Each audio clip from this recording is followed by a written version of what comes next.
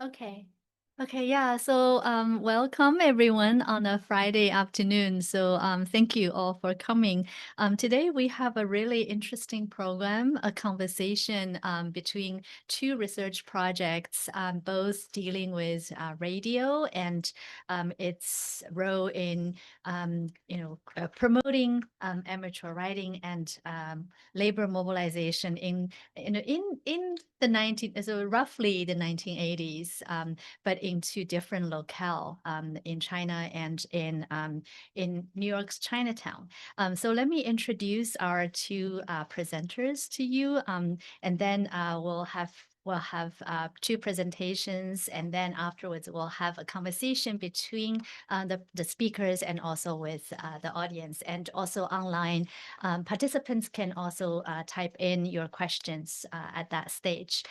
So we're very honored here to have Professor Paola Iovene from University of Chicago visiting us and presenting her work to us today. Professor Iovene is Associate Professor of Modern Chinese Literature in the Department of East Asian Languages and Civilizations at University of Chicago. She is the author of Tales of Futures Past, Anticipation and the Ends of Literature in Contemporary China, which I also teach and really love. She's the co-editor of Sound Alignments, Popular Music in Asia's Cold War. That came out 2021, and guest editor of a special issue of Positions entitled Cultures of Labor in Contemporary China, 2023. That's also a really important special issue for me as we think about issues of labor and literature and media cultures. Her current research focuses on concepts of work, division of labor, and amateurism in contemporary Chinese literature and media. I'll introduce our second speaker. Kaitlin Hao is a PhD student in the Department of East Asian Languages and Cultures at Columbia. She holds an MA from Columbia and a BA in History of Art and Architecture from Harvard. Her research concerns the overseas Chinese run garment industry from the 1980s to 2000s, and has received support from the Weatherhead East Asian Institute, Columbia's Center for Political Economy, and she pursues projects in public education and social media-based pedagogy featured by the Asian Art Museum and Museum of Chinese in America.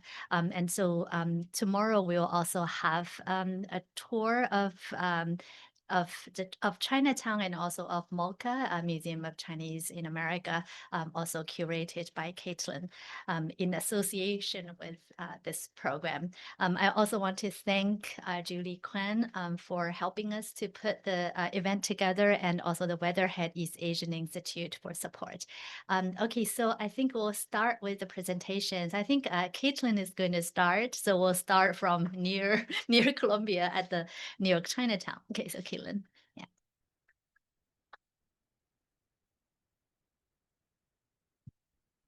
I forgot to mention that this will be recorded, so this event will be recorded just so that everyone knows here and also online.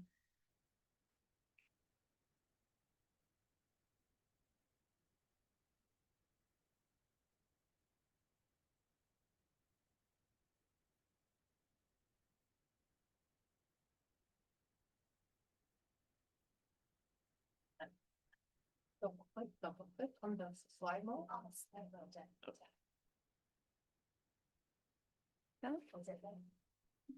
Like it? Okay, great. And feel free to drag that all the way to the top, right? There you go. Okay, great. Thank you so much for everyone who came today. My name is Kaitlin Hao.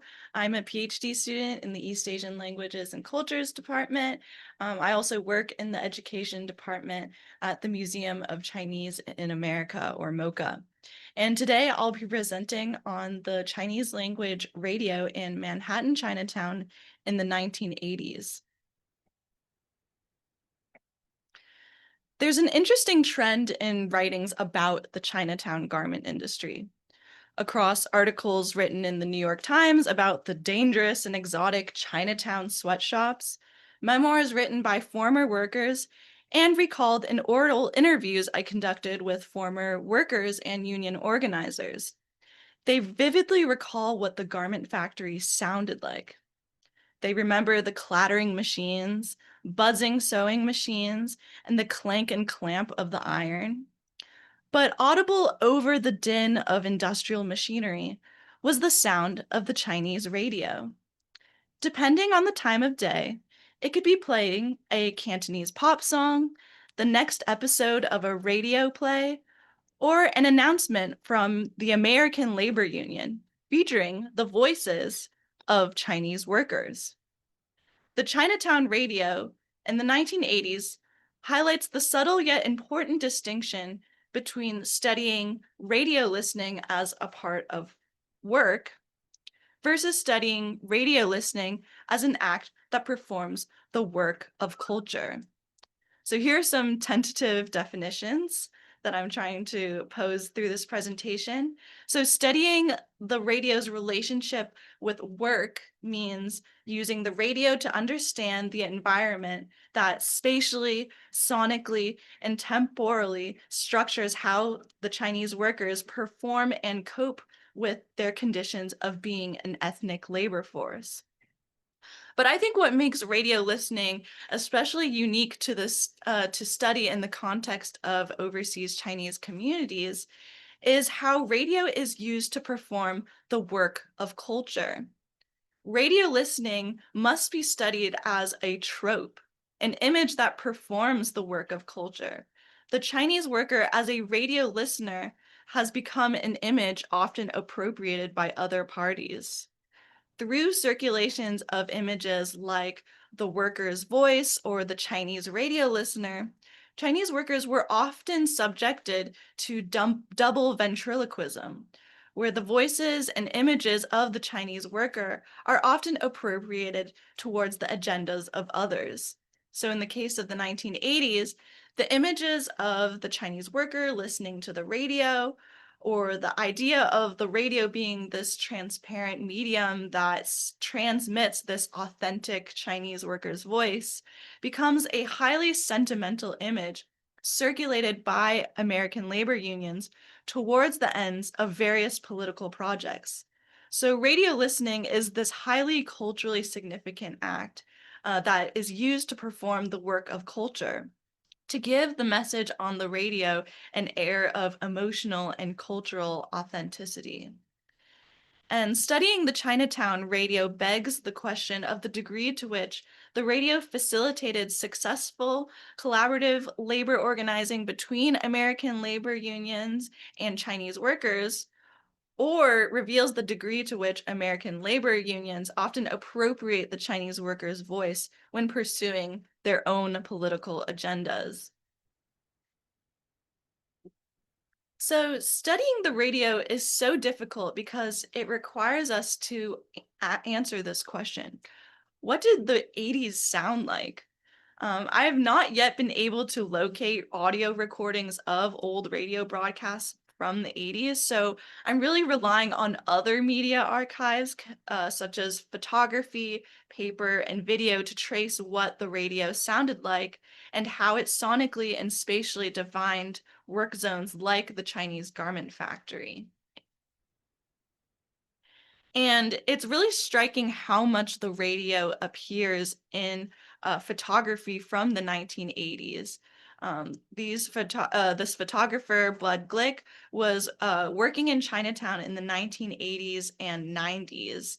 In 1982 to 1983, Bud Glick was hired by a grassroots art project called the Chinatown History Project.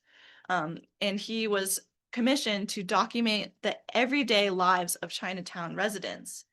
And this grassroots archive eventually grew and became what is known today as the Museum of Chinese in America. So MoCA really has its roots in being this very active grassroots archiving project where people are tasked with not only like saving objects that already exist, but also producing like oral interviews and oral histories, or photographic, going out and using photography to document Chinatown. And this photography series was specifically produced under the understanding that in the 80s, Chinatown was becoming the site of transformation, transience, disappearance, due to the rapidly shifting demographics of Chinatown during this decade. So the radio must be situated within this context. And here in these photographs, we're seeing radios of different sizes. So on the left, can anyone see the radio? No? Okay, well, yeah, what about like on the shelf here? Anyone see it? And then what about the one on the right, slightly easier? Yeah, in the hands of the girls. So it's super interesting because we're seeing old listeners. So this the term bachelor refers to the first generation of Chinese Americans or Chinese immigrants. They were often immigrants from a specific region in Guangdong province, and they specifically spoke Taishanese. And because of racially exclusive acts like the Chinese Exclusion Act of 1882, and other immigration laws that the U.S. had at the time, such as the Page Act of 1875, these were all like very racially exclusionary laws that were targeting trying to keep Chinese, quote unquote, unskilled workers out of America. And the Page Act was also targeting specifically Chinese women, so severely limiting the amount of Chinese women that could immigrate to the US. So these bachelors were very much an isolated community. They had to leave their wives and families, oftentimes back in China, and immigrate to the US by themselves. So this is the context of the first generation, these bachelors. And by the 80s, with the overturning of the Chinese Exclusion Act and Page Act through the passage of the Immigration and Nationality Act of 1965, you're seeing this influx of new demographics into Chinatown. So women and children and families, family reunification, and the allowing of skilled workers into the United States was the goal of the passage of the 1965 Immigration and Nationality Act. So you're seeing this spike in immigration because of the overturning of these racially exclusionary laws. And the radio really illustrates this accommodation of this increasing and diversifying population. In New York City in 1958, there were 0 radio and television stations. By 1988, there were 12. The radio was everywhere in Chinatown. And the proliferation of the radio, you're really seeing on the one hand, you're seeing this diverse population, but its residents are still very much spatially and socially contained within Chinatown.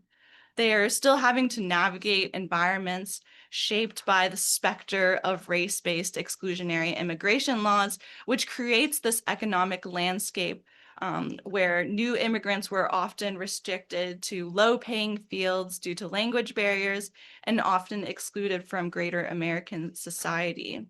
So it creates these conditions where Chinese rely on Chinese for survival, but also creates the conditions where Chinese exploiting Chinese in industries like the garment industry was also part of it. So it's this very tight-knit community, but now with a lot of factions that are often turning against each other and engaging in negotiation. So we're seeing Chinatown very much being shaped by global events, but still often operating in a rather self-contained manner. So the Chinese radio illustrates in many ways how spatially contained New York Chinatown was. Cantonese channels specifically were the most popular among working class and garment workers especially.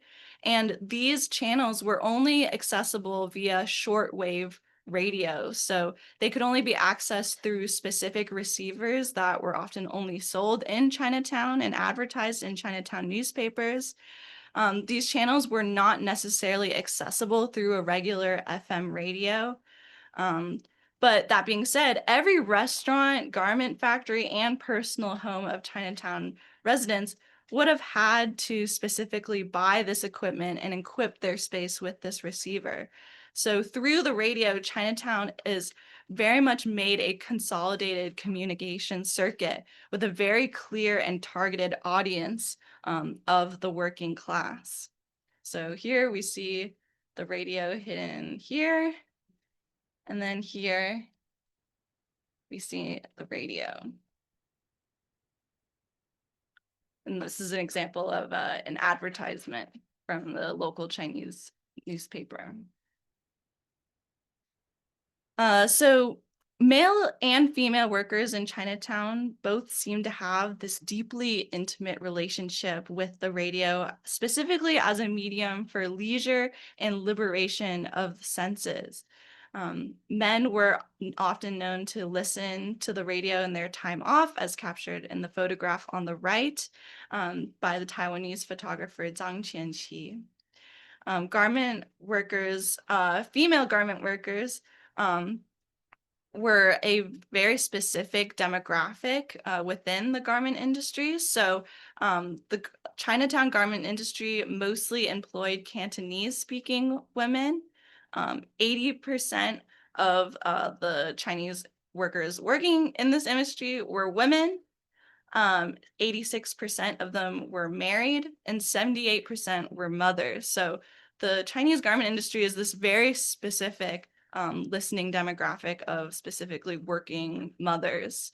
And they're clearly avid consumers of Chinese media entertainment, decorating their workstations with beauty calendars of Hong Kong and Taiwan celebrities. And the prevalence of entertainment from Hong Kong and Taiwan also notes, again, the diversifying immigrant populations flowing into Chinatown from Hong Kong and Taiwan. The political unrest since the 1960s really contributes to many Hong Kongers and Taiwanese wanting to leave the Sinophone region. And many Hong Kong businessmen specifically immigrated to the US and invested their money into the American garment industry. So Hong Kong in the 1960s had a vibrant garment industry, and they came and transferred their skill sets and their assets into the American garment industry. They not only established garment industries, but also established Cantonese radio stations that would play radio dramas, and also movie theaters that would play the newest Hong Kong and Taiwanese films. So by the 1980s, Chinatown had become a very vibrant media environment. I interviewed one worker, Alice Ip, whose memories of the radio illustrated the compounded labor pressures of being an immigrant woman and how the radio could help mitigate that. Alice was a single mother. She had a troubled marriage, taking care of a deadbeat husband and his mother, her mother-in-law, and then she found herself a single mother in Chinatown, raising her children on her own, working in the garment factory. Immigrant women like Alice had pressures that they didn't have in their home countries. They didn't live near their families anymore, so they don't have as much help with childcare. All this on top of trying to hold down a job in the garment industry and trying to learn how to speak English and navigating New York City, all on top of this. Radio listening was Alice's mode of mental escape and liberating the senses within this environment, living in the ethnic enclave of Chinatown. Whether working in the factory or at home, she would turn on the radio. She was notorious, she said, for bursting into song on the shop floor when a song she liked came on the radio, and could even get other workers to join in. So radio seemed to be this very integral part of the work environment on the garment factory floor. It spatially and sonically defined work zones like the garment factory and how it slips even into the home. It also has this unique ability to create a separate space of sensory relief, mental escape, and alternate possibilities beyond having life defined by work. And I can't help but think that the emotional reliance on the radio as a medium of emotional regulation or sensory relief deepens the worker's relationship to the radio. And when studying radio listening as mitigating specific challenges of work faced by immigrant women like Alice, that's her holding the microphone here. Um, this is the case of the radio being studied as an ethnic community resource or a great group-based resource that helped Chinese immigrants navigate American labor politics and achieve desirable outcomes for the Chinatown garment industry. And the challenge is really getting specific about what distinguishes Chinese immigrants as an ethnic group in the 1980s. Studying Chinatown as an ethnic community and media as an ethnic resource really means understanding Chinese immigrants as a group of people who face systemic barriers in terms of access to privileges like American citizenship, social mobility, healthcare, and education. And the radio was a valuable ethnic resource in many ways because it did help mitigate language barriers, social isolation, and cultural barriers. And the radio's embeddedness in the everyday work environment of the Chinatown garment industry was helpful once the need to organize a labor strike in the factories arose. So there was the 1982 Chinatown garment industry strike, one of the largest strikes in Chinatown's history. And it's a key example that demonstrates the radio being used as a medium of work that could be subversively utilized for labor organizing. So the American labor union that represented the Chinatown garment industry as a district, which is the International Ladies Garment Workers Union, Local 2325 division, the ILGWU for short, saw the Chinese radio as this medium that could specifically mitigate both linguistic and cultural barriers. Thinking about language barriers being one of the most major factors in shaping overseas Chinese communities into an ethnic enclave.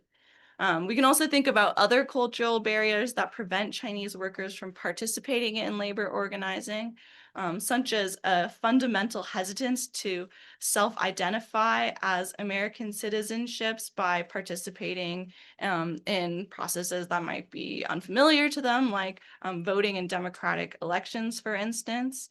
Um, and also this lack of recognition, of self-recognition as an American, preventing them from accessing services and protections of American unions. So before the strike, the 1982 strike, the ILGWU was having trouble emotionally connecting and organizing Chinese constituents. And leading up to the strike, labor union staffers were increasingly aggressive in organizing groups of Chinese workers to speak on the Chinese radio in order to broadcast directly into the garment factories. So because the radio was such an integral part of the factory floor, the labor unions knew that if they broadcasted on these stations, the garment workers would be listening. So in many ways, leading up to and during the 1982 strike, the workers' voice and its ambitions for politically organizing and the radio were one and the same. So you might ask, if these labor unions were broadcasting into the garment factories to organize workers and tell them to strike, why didn't the bosses just simply turn off the radio? So one factor might have been that Chinese female workers were actually known to refuse to work unless they could hear the radio. In 1979, a group of sewers refused to resume operations until the boss fixed the noisy exhaust fan disrupting the highly anticipated broadcast of a Cantonese radio drama. And also in interviews that I conducted with former workers and union members, they really echoed each other when they recall if we were working, then the radio was playing. So which also implies if the radio was not playing, they would not be working. Um, the radio's effectiveness as a platform for labor organizing really hinges on the radio being such an integral part of the environment of work. Another factor in not turning off the radio might have been the factory boss's own personal connection with the radio. Factory bosses in many ways saw it as a communication platform that was as personal to their lives as it was to workers and could disseminate their perspectives just as much as the unions. So we always have to be careful about over assuming that the radio is always good for labor organizing. It was actually known to circulate misinformation and rhetoric that posed obstacles to workers organizing. So archival posters give some insight into the Chinatown radio as being a site of contention and multiple agendas being pursued. These posters would have likely been pasted on streets and inside factories, and in order to give latest updates about radio broadcasts aimed at organizing workers leading up to strikes or major union negotiation meetings. And this one, interestingly, says at the top that they will get facts and not rumors by listening to the radio or the nightly bulletin radio on the local Chinese stations. So at first glance, we might assume that this poster is just reinforcing how the radio is such a reliable disseminator of information, always to the benefit of the worker and labor organizing. But I think that we can also read this poster as posing a more complex understanding of the radio's role in labor organizing. So the airwaves of the Chinatown radio really have to become the site of negotiation between actors with various agendas. The radio could circulate the boss's perspective, which was usually telling workers not to trust the American Union and for Chinese to stick together. And so it is as likely to circulate rumors or other agendas as it was the workers. So it's really the bounded nature of the Chinatown communication circuit that makes it so effective in spreading targeted information, but it also creates this highly contentious space where voices are likely to get lost or appropriated. So studying media as an ethnic resource is really about analyzing how media brings both advantages and disadvantages to labor organizing. Media creates an environment where many voices are circulating at once and can also often create a chaotic environment where multiple agendas are being pursued at the same time. The radio airwaves are a site of conflict and contention, where it cannot be fully claimed as the transparent medium of a single voice or a single perspective. And there were a lot of discrepancies between how American union leaders recall the role of the radio in the Chinatown protests versus how Chinese workers or union organizers remember it.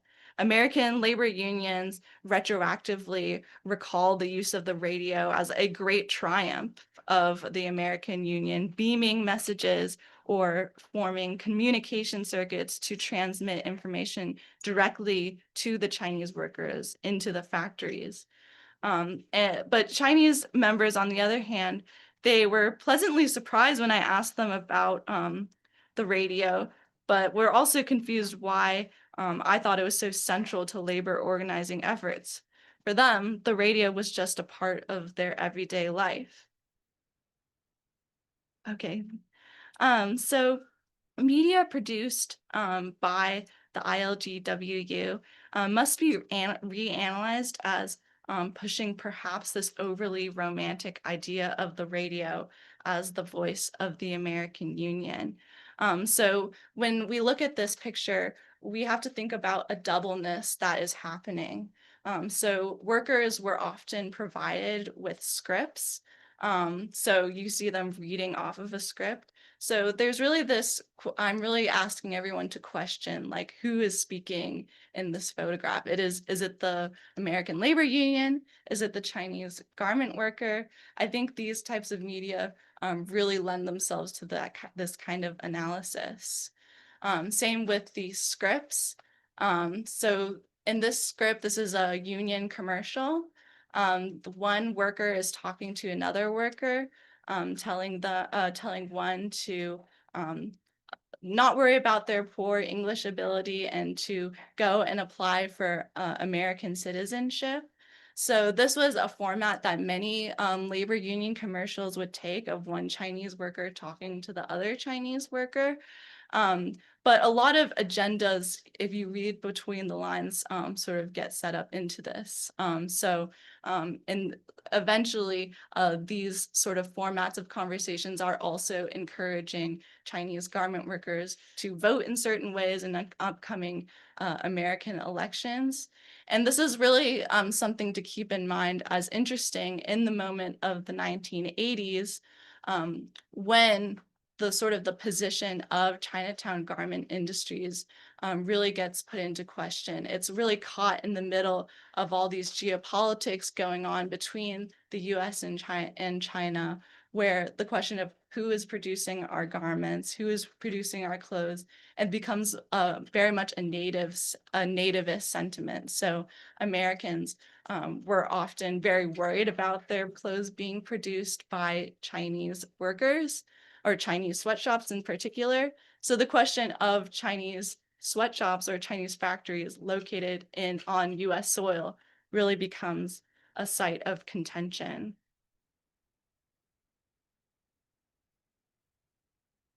So this is all bringing me to ask sort of bigger questions, which is something that I think about a lot, is how do we get fields like media studies or East Asian regions to care about overseas Chinese communities?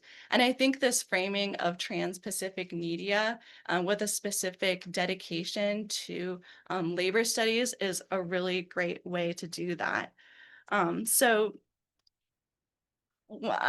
thinking about how I'm pushing this project forward, this archive of the Chinatown garment industry has actually led me to uncover or think about other Chinatown garment industries that don't get as much attention, frankly, as the Manhattan garment industry.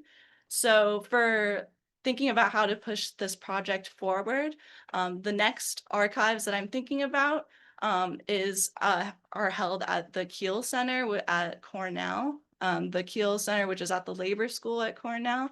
So it actually made me realize that the archive of the Chinatown garment industry is very much split. So it's not just held at MoCA, it's not just held at Columbia, it's also held at the Kiel Center.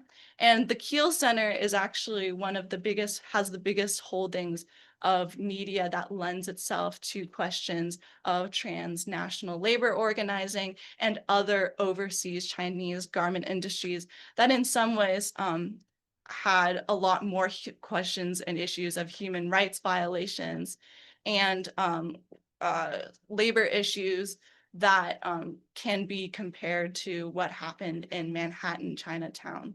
And also, like, as the radio sort of becomes less and less of a significant medium by, I would say, the 1990s, and replaced with audiovisual mediums like television, we can think about how by the 90s, and talking about overseas Chinese garment industries like the one in Saipan, which is a Pacific Island territory, that is a US territory.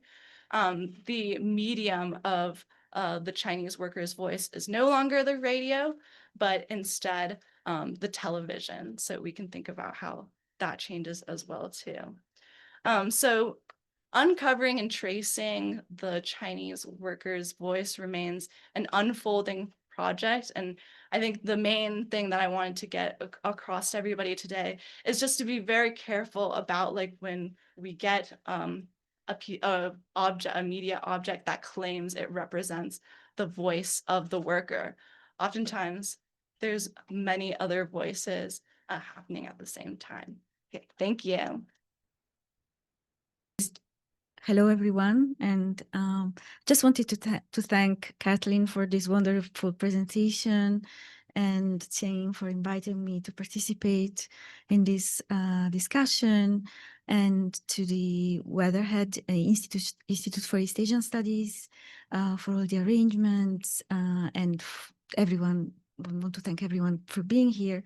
I feel that there is a lot of concerns that we share, even though we are dealing with completely different archives.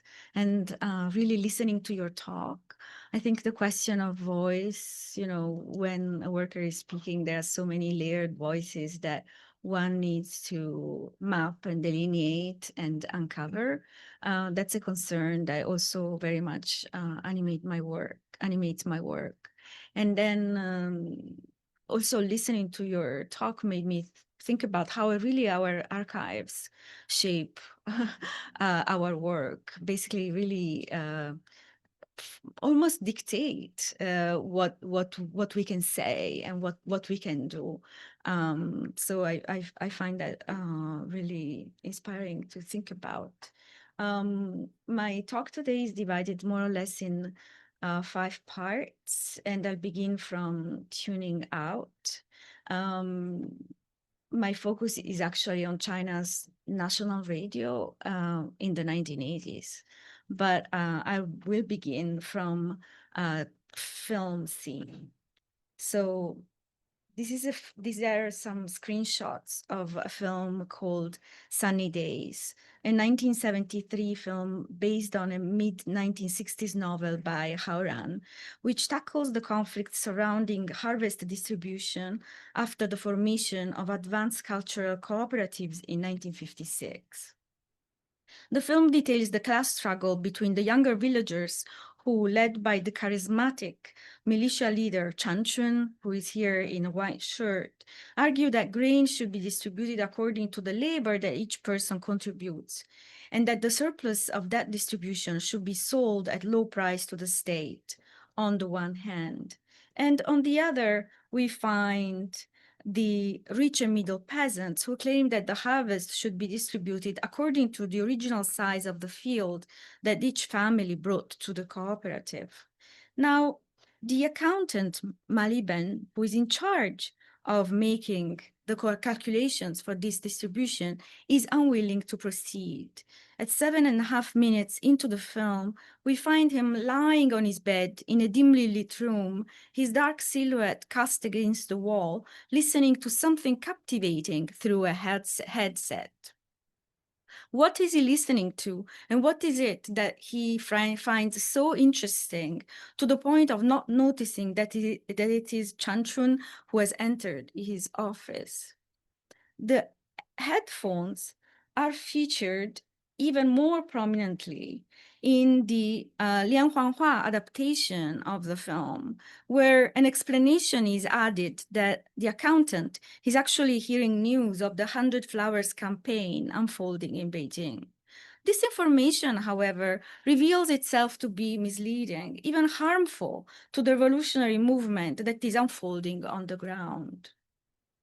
John Alekna has offered a vivid account of how information in socialist China circulated through a vast network of newspapers, radio receivers, loudspeakers, and human monitors. local broadcasters who received news from the national radio station and helped spread them. It is thanks to this vast intermediate network, argues Alekna, that revolutionary campaigns and movements, including the Cultural Revolution, spread from Beijing to the provinces. In the film, in the clips we just, not the clips, but in the shots that we just saw, accounted Mali Ben might be serving as one of these monitors, but obviously is unable to evaluate the reliability of what he hears. In this 1973 film, the radio network is not a revolutionary medium, but rather a source of misinformation and distraction. To carry out the revolution, the accountant needs to toss the headphones, tune out, and attending to his work with no further delay. We find an even more deliberate injunction to tune out in the 1980 film Evening Rains, when a young man enters the cabin of the ferry where the film will unfold and switches off the radio broadcasting the revolutionary opera Fighting on the Plains. Wouldn't you like to have some quiet? He rhetorically asks. The gesture of this young man, a former Red Guard who has abjured his past violence, is countered by a feisty young woman who turns the radio back on. But the young man prevails, creating a silence that opens the possibility for the various passengers to share their experiences and their views. Tuning out in this film is the precondition for a much-needed interior travel through which the passengers regain trust in their common humanity. So in the very different context of the revolutionary 1973 and the post-revolutionary 1980, these scenes represent the radio broadcast as an obstacle to different kinds of revolution. Far from serving as a revolutionary medium connecting the party and the people, the radio is portrayed as alienating and divisive. Rather than engendering community, the radio constitutes an unwelcome intrusion that hinders historical and psychological processes inspired by ideal of equality and justice. It would be far-fetched to generalize from these two film scenes, but I'd like to take them as a point of departure for my investigation of the peculiar position of the radio in China's media ecology at the turn of the 1980s, and of the tactics that producers at China National Radio employed as they sought to attract new listeners throughout the decade. So the basic questions I ask are the following. What did radio editors do to keep listeners engaged and prevent them from tuning out at the time when the radio still served as a primary communications media, especially in rural areas, but was being increasingly sidelined by television in the cities? How did the radio invite listeners' active participation, and what did this participation enable or foreclose in the immediate post-revolutionary movement? What kinds of social relations did the exchanges between the radio and common listeners produce, if any? And to which extent can the interactions between radio and listeners be related to previous socialist efforts to overcome divisions of manual and mental labor? So how did these relations help, how did this interaction help redraw the lines between labor and leisure? This research began a few years ago when I began to study the program Fiction Broadcast, which is a kind of radio play or radio drama. And I encountered a considerable amount of listeners' letters that were either published or read during the broadcasts. Some of these broadcasts actually are available on Bilibili or on YouTube. Otherwise, I couldn't do this research. Radio producers and radio hosts were constantly preoccupied with soliciting written feedback from audiences, urging them to contribute materials and inviting them to have their voices heard on the radio.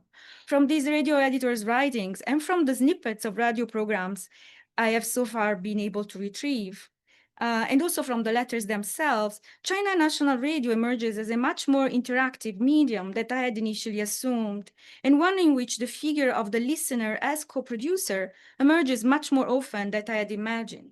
My point is not to celebrate these interactions as necessarily democratic. After all, as Kaitlin mentioned, we don't know whose voice we hear, but to investigate more in detail the conditions of their emergence and retrieve the histories of those involved. Urging listeners to write back to and even for the radio, then, was one of the essential means whereby radio editors sought to reconstitute their public throughout the 1980s. While this is not unique to post-revolutionary China, what I hope to do in this project is to map out the various forms of common listeners' writings, which include letters, surveys, poems, and even entire novels. My aim in doing so is threefold. First, I hope to contribute to a more expansive vision of 1980s Chinese culture, one encompassing popular forms that could be seen as residual socialist, and to shed light on the cultural and media network that most affected provincial localities away from the major centers of Beijing and Shanghai, as already beautifully done by some of the contributions of these special issues edited by Ying and Nick Bartlett that just came out. So given that the radio sought to appeal to different publics, including the less educated and less affluent sectors of the population, in fact, most of the time, China national radio presents itself really as the radio of the people. So it explicitly appealed to those who have less access to more sophisticated to cultural forms that are considered more sophisticated. So a study of interactions of the radio with audiences may provide insights into the ways in which ideals of equality and justice endured, along those legitimizing economic reforms, modernization, and social stratification. Second, I hope to trace a more complex intermediate history of the figure of the worker writer, seeking to bridge the revolutionary period that just concluded, on the one hand, and the rise of migrant workers' literature in the southern industrial areas in the 1990s on the other. And third, I hope to use these written exchanges between the radio and its listeners in 1980s China as an opportunity to reflect on the thin lines between labor and leisure, between extraction and self-expression, lines that, of course, are all the more blurred in our present moment. So we are in the second part of my talk, and this is a kind of overview of the radio as an old new medium. No other medium was as deeply embedded in the rhythms of everyday life as the radio in China along 1980s, and yet it has received relatively little attention in the growing scholarship on the media and cultural landscape of this transitional period. This is partly because the radio was by then an old medium, a residual formation, and scholarship, of course, tends to focus on what is new, on what changes. Under Mao, just to remind ourselves, as is well known, sound broadcasting mostly relied on a wired network of loudspeakers installed in public and private spaces that prioritized communal listening. Transistors were first introduced in the 1960s, and by the onset of the Cultural Revolution, a variety of portable media also reached distant rural areas. With the help of magazines and books, people made their own radio sets. As a result, listening practices went far beyond those prescribed by the state. Nonetheless, it was only in the late 70s that the wireless network expanded and the number of stations saw a rapid increase. Meanwhile, domestic production of radios took off and private radio ownership was promoted. Even during the 1980s, however, private ownership of radio and television continued to differ greatly along the urban-rural divide and across social strata. In 1984-85, only 54% of rural households had a radio, and even a smaller number possessed a TV set. One survey, surveys that were conducted in 82 and 86 ranked the radio as the main medium to which people had access. For instance, the 1986 survey ranked the radio as the main medium through which people obtain information even in urban areas. So the radio occupies a curious position in the 1980s media landscape. Individual ownership of radio sets was just becoming a mass phenomenon in rural areas, while television was increasingly taking center stage in urban people's daily lives.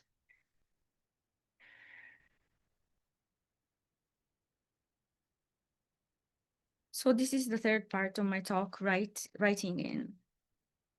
How to keep audiences engaged and responsive, how to make sure that people listened was an essential preoccupation of radio editors, who throughout the 80s kept underscoring the importance of soliciting written feedback from listeners and encouraging them to submit their writings for broadcast. That letters constituted a fundamental means to keep in touch with audiences was, to be fair, not a new idea at all. As the editor May wrote in 1950, we need to place great importance on listeners' letters and deal with them with a serious, diligent, and responsible attitude. We can also establish a program to broadcast the more important letters and at the same time broadcast the radio station's responses. But to make this happen, an infrastructure of writing was yet to be put in place in the early 50s. A plan drafted in 1953 called for the formation of 30 listening groups in each city. These listening groups were in charge of organizing teams of active listeners who would provide regular feedback and in exchange receive free copies of radio periodicals such as the China Broadcasting Post. The work of soliciting listeners' feedback underwent further reorganization in the early 1980s, culminating in the establishment of it was called Tingumbu, or Listening Work Department. The department was charged with selecting active listeners from those whose letters were significant enough to deserve publication in radio journals. Initially, the nomination of active listeners was a relatively top-down process, but by the mid-80s, efforts were made to turn it into something more spontaneous and bottom-up. Individuals were invited to fill surveys, and only after they volunteered to provide authentic and objective feedback, they would be nominated active listeners. This emphasis on the authentic and voluntary nature of the listeners' feedback was accompanied by more stringent requirements from 1988 onward, when active listeners who failed to write at least one letter a year or whose letters were considered too short would stop receiving free copies of the radio periodicals. In addition to writing letters and filling in surveys, the hundreds of active listeners all over the country were also invited to participate in such programs as the New Year's Radio Gala, as well as in the program 午间半个小时, or half an hour in the afternoon, which began broadcasting in 1987.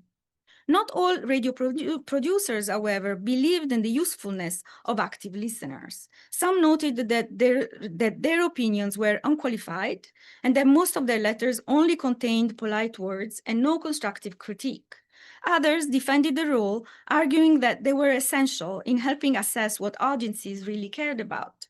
They were, quote unquote, the eyes and ears of the radio and a crucial weapon in the struggle to elevate its competitiveness. Active listeners provided their feedback for free, but in the course of the 80s, some requested that their status be formalized through an active listener certificate or license. From 83 on, in addition to receiving free radio periodicals, they were also paid a small fee calculated by the number of characters of the letters that got published. The granting of payment, however modest, signaled an abandonment of the idea of common people providing free labor for a collective medium and paralleled the reform of literary publishing itself, which by late 1980s introduced higher publishing fees for literary writers. The 1980s seem to have been the golden age of radio listeners' letters, as China's national radio received the highest number of missives between 84 and 87, during the years when competition with television intensified. But due to the abolition of prepaid envelopes in 1992, the rising price of stamps, and the slow responsiveness of the radio itself, the number of letters declined by the early 1990s, though a steady flow of correspondence continued over the following decade. So I want to move on to the fourth section of my talk, which deals with one particular program and the correspondence surrounding this particular program. This program was called 小说联播, fiction broadcast. It was also named the Great Stage in the Air. It was a 30-minute show featuring 1 to 3 voice actors reading short fiction and novels, mostly novels. So a sort of radio drama or radio play, occasionally accompanied by music, and transmitted daily at peak time between at noon or 12:30, and again in the evening or late at night. One of several programs devoted to, actually this was quite an old program that changed its name throughout the 20th century. It started really, the second half of the 20th century, started in 1950, although scholars trace its precedence in the broadcasting of Pinshu on the radio in 1930s.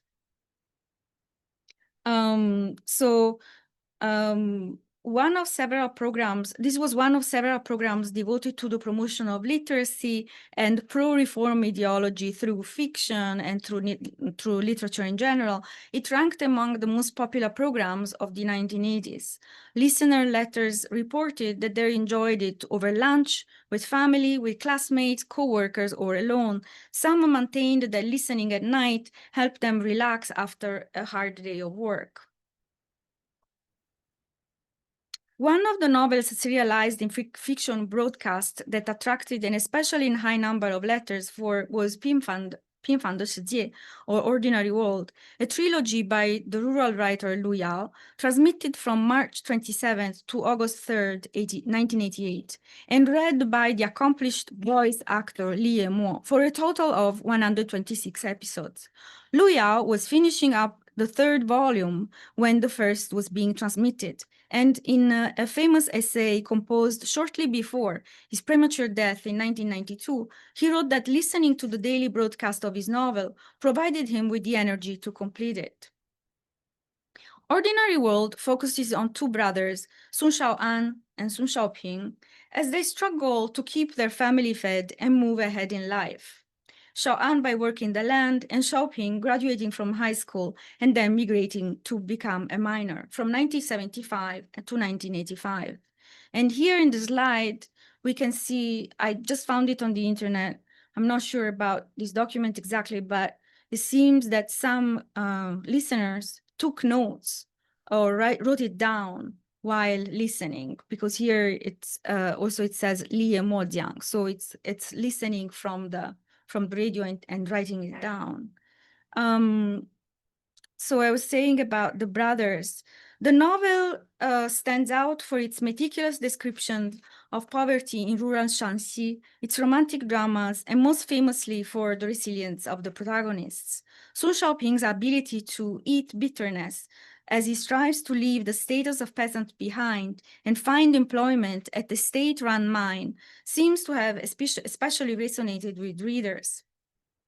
Written during the golden age of rural reform in between 82 and 88, Ordinary World embodied its zeitgeist, conveying the optimism unleashed by the implementation of the household responsibility system and the contracting of plots to individual families. The novel embraced the dominant ideology of that transitional moment, an ideology according to which the virtuous, the smart, and the hardworking will be able to mold their destiny through the efforts of their labor alone. Lu Yao himself hailed from a poor village close to Yan'an, and the novel was partly autobiographical and partly based on the lives of his family members and of his co-villagers, above all, his youngest brother who worked in a mine. The broadcast attracted many letters expressing commotion and identification with the main characters.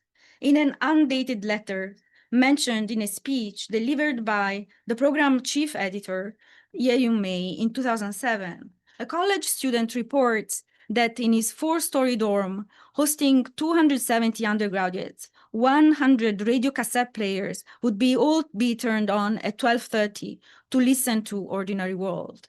A soldier from Xinjiang wrote that he had recorded Li Yimo's broadcast and listened to it 200 times, memorizing entire sections until the tape wore out and words would be barely audible.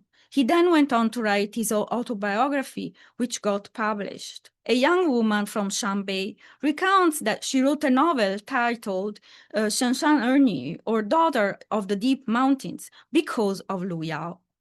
So if Lu Yao is now mostly remembered as the common reader's writer, he's also the provincial writer's writer, and the radio broadcast of Ordinary World seem to have served for many as a sort of creative writing class. Other letters stated that the broadcast helped develop the resilience that they needed to survive. A young man, also from Shanbei, writes that Shun Xiaoping inspired him to leave his village and get an education. He worked during the day and attended a school at night and was able to endure all kinds of hardships, only thanks to his beloved literary character. Another young villager writes, Xiaoping's life path tells us human beings should not rely on others to achieve their enjoyment and satisfaction and build their future. We must find our happiness with our own hands, sweat, and blood. It is worth noting that Ordinary World hints quite explicitly at the exploitative conditions of labor in the state coal mine where Sun Xiaoping works. He and his co-workers are denied their salary when they fail to reach a monthly quota of coal, and some of them die in accidents. However, the emphasis on the narrative and of the published readers' responses lies on keeping one's heads down and sweating and saving, not on protesting that salaries be paid and salary measures and safety measures implemented. So these readers' letters or listeners' letters suggest a porous line between everyday life and fictional world, between the life paths or literary characters of the author and of the listeners. They reflect a mode of listening that is not just aimed at entertainment, but also aimed at finding resilience, strength, and a sense of purpose. Fiction broadcast encouraged its listeners' literary aspirations. It constituted a subaltern author's training ground, or at least aspired to be seen as such. Now, common people had long been urged to take up the pen as part of the socialist effort to overcome the division of mental and manual labor and to encourage mass participation in political and cultural life. In the 1980s, as narratives of individual achievements replaced collective ones, writing acts became partly disconnected from the question of division of labor per se, and the ideologies and practices of amateur writing, encouraged by the radio, became intertwined with discourses of self-improvement and promises on social mobility that were themselves amplified by the radio voice. I'm about to conclude, but before I conclude, I'd like to mention another work that received a considerable amount of readers' letters and that might be especially relevant for today's discussion. And this is the 1992 broadcast of A Beijinger in New York. In New York, a novel written by an author called Cao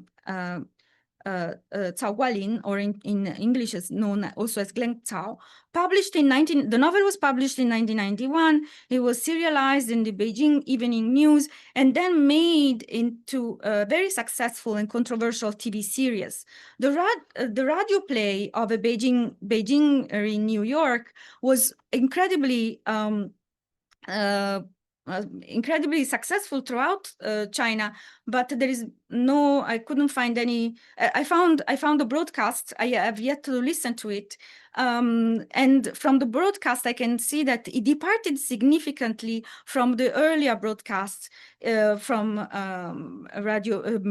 fiction broadcasts from this program, because it employed several actors and made extensive use of background sound. So even though I still have to study it in depth, I think this is a really an interesting work to think about in terms of trans-Pacific media. I also noted that the letters that were written in response to and Beijing or in New York really differ. The writers, the letter writers from the provinces applauded this negative portrayal of New York in the radio play, but a couple of letters from writers based in Beijing were expressed skepticism concerning its reliability. And so we go back to the question of reliability of the radio. So anyway, just to conclude, not all was old about the radio at the turn of the 1980s. And even if it were, we might still need to ask how to parse the role of media infrastructures that neither spectacularly innovate nor dramatically fail, but ordinarily partake in common people's lives, even as they are sidelined by newly emerging ones. What emerges from my investigation of different forms of writing, linking radio and listeners, is an ongoing feedback loop relying on enormous editorial efforts and steady contributions from the public. Differently from the technological human network in the socialist period as discussed in Alekna's work, a focus on the radio's cultural programming in the 80s seems to deliver a more multi-directional network of relations in which regional differences were often amplified rather than mitigated. What these two periods share in common, however, is a mutual dependence between radio and writing.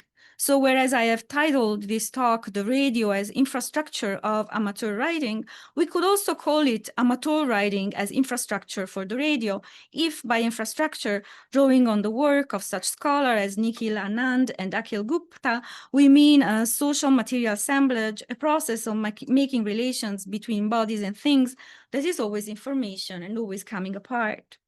Given its diffusion among less affluent sections of the urban population, and especially in rural areas, what a focus on the radio as a cultural medium can afford is a less urban-centered and less elitist view of Chinese culture in the 1980s. It was especially listeners from remote rural regions who took up the pen in response to the broadcast. So, to conclude with more questions, how did the nexus of radio and writing facilitate governance and the expansion of biopolitical power? To which extent did it encourage real participation? Further, how do we even decide what counts as real participation? I hope to further discuss these questions with you. In terms of what these projects might go next, I look forward to learning more about the radio broadcast of a Beijinger in New York, and also to relate it and discuss it in the context of what Kaitlin Hao and Qian proposed to think about in terms of trans-Pacific media. So thank you so much.